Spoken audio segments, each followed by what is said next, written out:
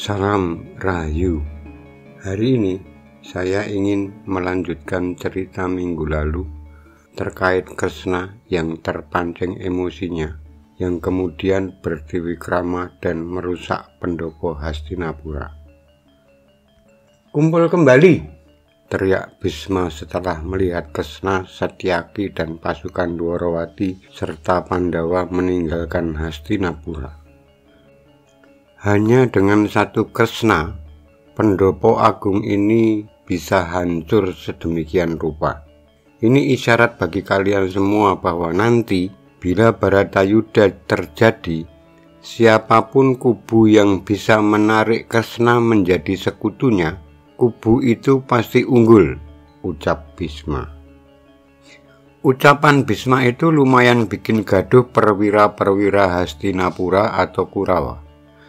Sangkuni, Salya, Karpa, Dursasana, Jayadrata, Dresarasa ikut tersinggung. Cuma mereka tidak berani mengungkapkan.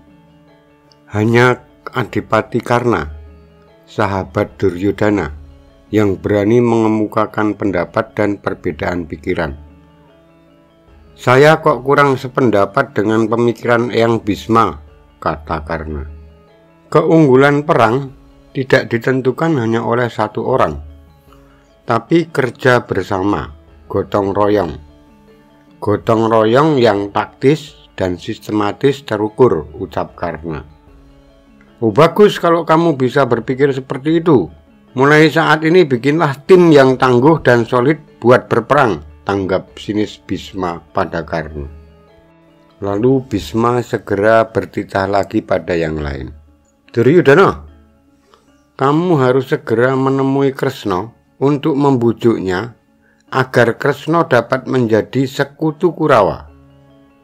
Sekurangnya, kalau bisa, kita bisa memperoleh bantuan dalam bidang pasukan perang Dwarawati.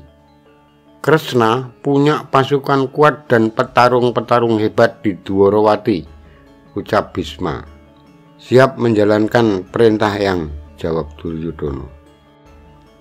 Sementara itu, pembicaraan antara Bisma dan Karna tadi sempat menarik perhatian Dursasana. Lalu Dursasana berbisik pada Prabu Salya yang duduk di sampingnya. "Wah, kelas tinggi nih pemikiran Karna," bisik Dursasana memanas-manasi Salya yang sudah lama terkabar memang sering berseteru dengan Karna. "Ah, biasa aja. Nggak perlu sok pinter dengan berpendapat seperti itu. Aku kasih tahu ya Dursasana," kata Salya. "Eyang Bisma itu sangat kampiun dalam soal strategi perang." "Duryodhana!" Tiba-tiba Bisma bersuara lantang memanggil nama Duryodhana lagi. "Kamu harus bisa memastikan Sri Kresna menjadi sekutu kita. Gunakan kecerdasanmu untuk menarik Kresna menjadi sekutu kita," kata Bisma. "Sendika dawuh, Eyang," jawab Duryodhana.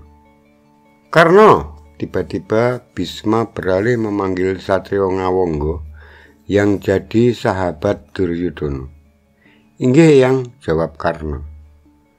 "Mulai saat ini, kamu harus mulai cari kusir atau sais yang tangguh di Hastina atau di kerajaanmu," lanjut Bisma. "Wah, menarik ini. Sepertinya kita bisa bikin dulu lomba kusir jagoan," respon Dursasana berbisik pada Prabu Salya yang kemudian bikin tertawa Prabu Salya. "Ada apa kok tertawa, Salya?" tegur Bisma pada Salya. "Lah ini Dursasana malah bergagasan ingin bikin lomba kusir jagoan di Hastina. Apa iya ada waktu?" tanggap Salya. "Dursasana," panggil Bisma rada jengkel.